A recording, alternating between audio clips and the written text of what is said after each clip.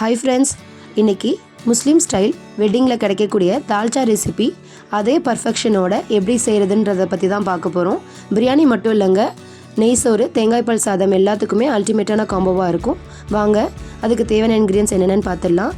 Medium size தக்காளி 2, வெங்காயம் 2, ஒரு கைப்பிடி புதினா கொத்தமல்லி அண்ட் பிரியாணி ஹர்ப்ஸ். உங்களுக்கு விருப்பமான காய்கறி நீங்கள் எது வேணாலும் சேர்த்துக்கலாம். நான் இங்கே சவ், கத்திரிக்காய், வாழைக்காய், மாங்காய் சேர்த்துருக்கேன். நான் வீடியோவில் காட்டுறது மாதிரி வாழைக்காவை நல்லா தோல் சீவி இது போல் ஒரு மீடியம் சைஸாக நறுக்கி வச்சுக்கோங்க. அதே மாதிரி கத்திரிக்காவை 1க்கு 4 அரிஞ்சு வச்சுக்கோங்க. காய் மட்டும் இல்லைங்க, நீங்கள் உங்களுக்கு விருப்பப்பட்டீங்கன்னா ஆட்டு நல்லி, ஆட்டு கொழுப்புலாம் சேர்த்து செஞ்சிங்கன்னா இன்னுமே தால்ச்சாவோட டேஸ்ட் ரொம்பவே சூப்பராக இருக்கும். நான் இன்றைக்கி வெறுமே வெஜிடபிள்ஸ் மட்டும்தாங்க சேர்த்து செஞ்சுருக்கேன். அண்ட் தால்ச்சாவோட ப்ரொசீஜர் எல்லாமே கிட்டத்தட்ட நம்ம வீட்டில் செய்யக்கூடிய சாம்பார் ப்ரொசீஜர் மாதிரியே தான் இருக்கும். பட் ஆனால் இதோட டேஸ்ட் டிஃப்ரென்ஸ் தெரியறதே அதோட தாளிப்பில் தாங்க. இதோட தாளிப்பு பர்ஃபெக்டாக வந்துட்டால் போதும், முஸ்லீம் ஸ்டைல்ஸ் தால்ச்சா நம்ம ரொம்பவே சுலபமாக செஞ்சிடலாம். அடுத்தது தால்ச்சாவோட பருப்பு வேக வைக்கிறதுக்கு ஒரு குக்கரில் ஒரு கைப்பிடி கடலைப்பருப்பு, ஒரு கைப்பிடி துவரம் பருப்பு, அது கூடவே ஒரு மீடியம் சைஸ் தக்காளி, வெங்காயம் 4 நறுக்கி போட்டுக்கோங்க. அது கூடவே 2 பச்சை மிளகா, 1/2 டேபிள் ஸ்பூன் மஞ்சத்தூள் அண்ட் பருப்பு மூழ்கிற அளவுக்கு தண்ணி சேர்த்து 3லேருந்து 4 விசில் விட்டு பருப்பை நல்லா வேக வச்சு எடுத்துக்கோங்க. அடுத்ததாக தால்ச்சா தாளிக்கிறதுக்கு ஒரு பாத்திரத்தில் 4 டேபிள் ஸ்பூன் எண்ணெய் சேர்த்துக்கோங்க. எண்ணெய் நல்லா சூடானதுக்கப்புறமா உங்கள்கிட்ட இருக்கிற பிரியாணி ஹப்ஸ் நீங்கள் எது வேணால் சேர்த்துக்கலாம். ஆனால் கண்டிப்பாக பிரியாணி ஹப்ஸ் சேர்த்து செஞ்சிங்கன்னா தான் தால்ச்சாவோட ஃப்ளேவர் நம்மளுக்கு முழுமையாக கிடைக்கும். நான் 2 பட்டை, 3 கிராம்பு, ஒரு ஏலக்காய் சேர்த்துருக்கேன். ஏலக்காய் நல்லா எண்ணெயில் பொரிஞ்சு வெடித்து வந்ததுக்கப்புறமா ஒரு மீடியம் சைஸ் வெங்காயத்தை நல்லா பொடிசாக இது போல் நறுக்கி சேர்த்துக்கோங்க. கிட்டத்தட்ட தாளிப்பு எல்லா ப்ரொசீஜரும் நம்மளுக்கு பிரியாணிக்கு ஈக்குவலண்ட்டாக தான் வரும். அண்ட் வெங்காயம் சேர்த்து 1 நிமிஷம் வதங்குச்சுன்னா போதும். அடுத்ததாக 2 டேபிள் ஸ்பூன் இஞ்சி பூண்டு விழுது சேர்த்துக்கோங்க. இஞ்சி பூண்டு விழுது சேர்த்து நல்லா கைவிடாமல் அடிப்பிடிக்காமல் கிளறி விட்டுக்கோங்க.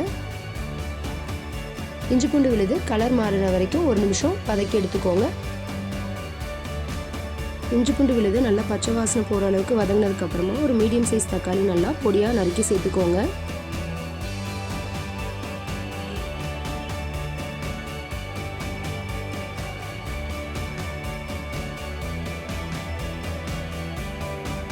தக்காளி நல்லா வதங்கி வந்ததுக்கப்புறமா ஒரு கைப்பிடி புதினா கொத்தமல்லி சேர்த்துக்கோங்க.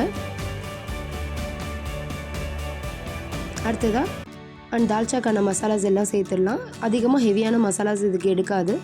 கரெக்டாக 1 டேபிள் ஸ்பூன் மிளகாய்த்தூள், 1 டேபிள் ஸ்பூன் மல்லித்தூள் அண்ட் தேவையான அளவு உப்பு சேர்த்திங்கனாலே போதும். நம்ம சேர்த்த மசாலாவோட ராஸ்மெல் போகிற அளவுக்கு நல்லா வதக்க விட்டு எடுத்துக்கோங்க.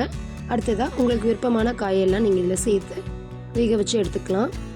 நீங்கள் விருப்பப்பட்டீங்கன்னா இது கூடவே கேரட் கூட நீங்கள் ஆட் பண்ணிக்கலாம். நான் இங்கே சவ், கத்திரிக்காய், வாழைக்காய் அண்ட் மாங்காய் சேர்த்துருக்கேன். காயெல்லாம் நல்லா சேர்த்து மசாலாவோட ஒன்று சேர்ந்து வர மாதிரி கிளறி விட்டுக்கோங்க. காய் வெந்ததுக்கப்புறமா நம்ம வேக வச்சு எடுத்துருக்க பருப்பை சேர்த்துக்கலாம். காய்க்கு தேவையான அளவு உப்பு சேர்த்து நல்லா கிளறி விட்டுக்கோங்க. காய் வதங்கி வரட்டும். உங்களுக்கு எந்த விதமான டவுட்ஸ் இருந்தாலும் மறக்காமல் கமெண்ட் செக்ஷனில் கேளுங்க. நம்ம சேனலை ஃபஸ்ட் டைம் பார்க்குறீங்கன்னா மறக்காமல் சப்ஸ்கிரைப் பண்ணிக்கோங்க. அது கூடவே இருக்க பெல் ஐக்கானை ப்ரெஸ் பண்ணிக்கோங்க.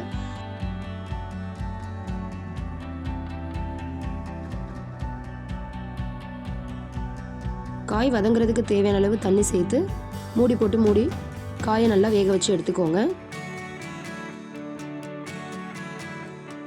நம்ம சேனலில் போஸ்ட் பண்ணியிருக்க மற்ற வீடியோஸையும் செக் பண்ணி பாருங்கள்.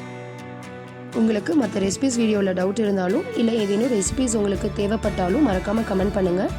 லைக் அண்ட் ஷேர் பண்ண மறந்துடாதீங்க. அதே சமயம் நம்மளோட பருப்பு நல்லா வெந்து வந்துடுச்சு. இது போல் நல்லா கரண்டியாலேயே நீங்கள் மசிச்சு விட்டுக்கோங்க. ரொம்பவும் நைஸாக மசிக்கணும்னு அவசியம் இல்லைங்க. தால்ச்சாவில் கொஞ்சமாக பருப்பு தென்பட்டால் தான் அதோட சுவையும் நல்லாயிருக்கும். இது போல் கரண்டி வச்சு பயன்படுத்தி நீங்கள் மசிச்சு விட்டுக்கலாம். அப்படி இல்லைனா மத்து பயன்படுத்தியும் மசிச்சு விட்டுக்கோங்க. ஆனால் ரொம்பவே நைஸாக மட்டும் மசிச்சிடாதீங்க. ஒன்றும் பாதியமாக பருப்பு இது போல் தென்படணும். நான் வீடியோவில் காட்டுறேன் பாருங்கள். இது போல் இந்த ஸ்டேஜுக்கு நல்லா மசிச்சு எடுத்துக்கோங்க. அடுத்ததாக நம்மளோட காயுமே நல்லா வெந்து வந்துருச்சு. இந்த ஸ்டேஜில் நம்ம வேக வச்சுருக்க பருப்பு எல்லாம் உள்ளே சேர்த்து உங்களுக்கு எக்ஸ்ட்ரா தண்ணி வேணும்னா இந்த ஸ்டேஜில் நீங்கள் தண்ணி வேணும்னாலும் ஆட் பண்ணிக்கலாம். அண்ட் உப்பு சரி பார்த்துக்கோங்க.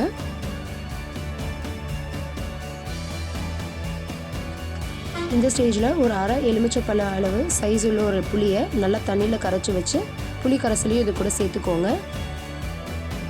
புளி தண்ணி சேர்த்து ஒரு 3லேருந்து 4 நிமிஷம் தால்ச்சா நல்லா கொதித்து வந்தால் போதும். பச்சை வாசனை எல்லாம் போனதுக்கப்புறமா அப்படி 2 கொத்து கருவேப்பிலை நீல வாக்கில் இது போலயே அந்த கருவேப்பிலையோட காம்போடையும் சேர்த்து முழுசாக சேர்த்துக்கோங்க.